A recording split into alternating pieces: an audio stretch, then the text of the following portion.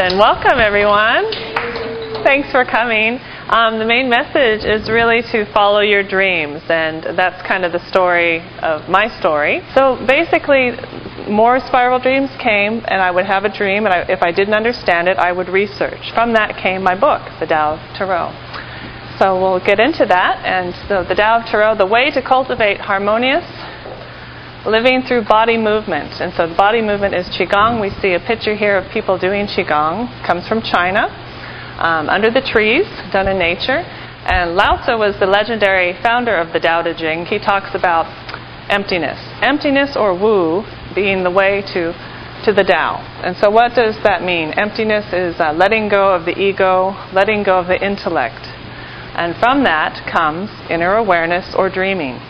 So this inner awareness, or what he called Yu in Chinese, is that intuitive dreaming aspect of ourselves.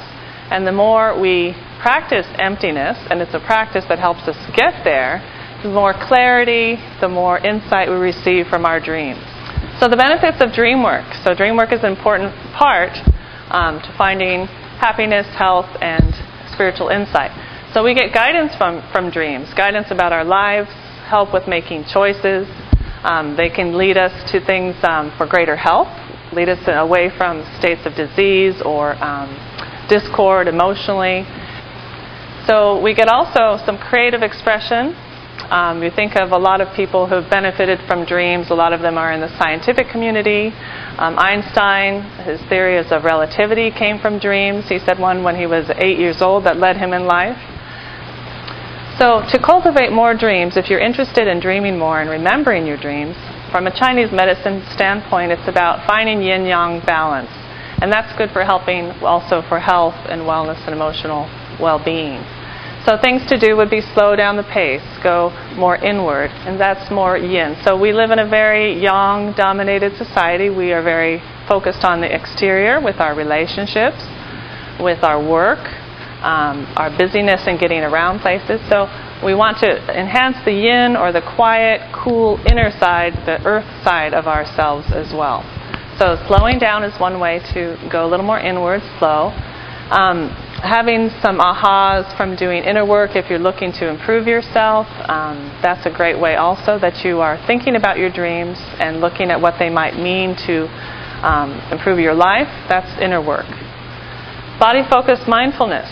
We know research says that by doing mindfulness practices, prayer, meditation, Qigong, yoga, we are awakening different parts of the brain, the right side of the brain, this more unity consciousness side of ourselves. And so that enhances also this state of receptivity to guidance. In Chinese medicine, we work a lot with the lower dantian, and the lower dantian is the kind of the center of the body in the belly, and it's like a cup or a reservoir of energy of our vitality that then pumps and nourishes all the cells, the organs of the body for health and well-being. But it's also very much a way to get back into the body, and with the breath, another way as well. And when we come back, we are emptying our intellect by coming back to the body. So with that, we get more dreaming. And then because of Qigong, it's being a connection with nature, and you can think about a lot of the spiritual traditions of different locations. They will go out in nature as part of their dream or vision. So the Native Americans, they go out and spend time like on a vision quest. In Australia, the Aborigines go and they do a walkabout, which is basically leaving the community behind and going off on your own to be receptive. And so you're leaving those external situations and coming back. The Bible is filled with dreams and stories of going off to the wilderness and finding insight. So there's wisdom in going back because it reflects our own inner wisdom.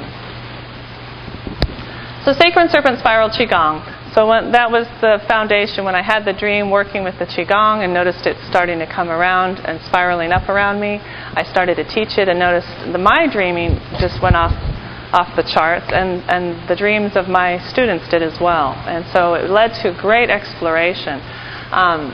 So what I've noticed is it does a few things. Developing the instincts of the body, we become more aware of our body, get back and connected to our body, and then we awaken the body, and that dream wisdom held there. Creative and intuitive flow. It's a form of spontaneous movement, so it's allowing the body to have its own wisdom expressed. And when we get out of that limited kind of ego criticizing mind that we often have, that's when I think the power of the flow can also guide us creatively. It's purification of the subconscious. We talked about the body being the subconscious, so as we clear the energy of the body, we clear those issues and blocks that maybe we have self-inflicted or held within ourselves for too long. And by working with the earth and the heavens together, what we do is we create central chi. It's a unity of yin and yang, the opposites. Yin being more the earth in this example, yang more the heavens. And what we get is this transcendental spiral energy, the classics say, that lead us to the Tao. So by doing that, we're clearing the subconscious. So we're clearing off those dreams of kind of recurring nightmares, feeling like we're the hamster who can't get off the track. And by doing that, we're getting a higher quality of dreaming. So more of a universal, mythological, objective dreaming. So a lot of dreams will start taking place going through ancient Egypt, the myths of ancient Greece, the Incan tradition, the Mayan tradition, the Native American traditions. It seems to be very universal, not one culture. And taking the mythical, reliving these mythical stories that we may have only read about before, but also very alchemical. So alchemical meaning more these phases of our lives, of nature, of the seasons, of the letting go and rebirth that are also part of many of the myths. And that's what I found. And that is reflected in tarot as well. And so what seems to happen, and did for myself, is we start to see images of the tarot cards coming up.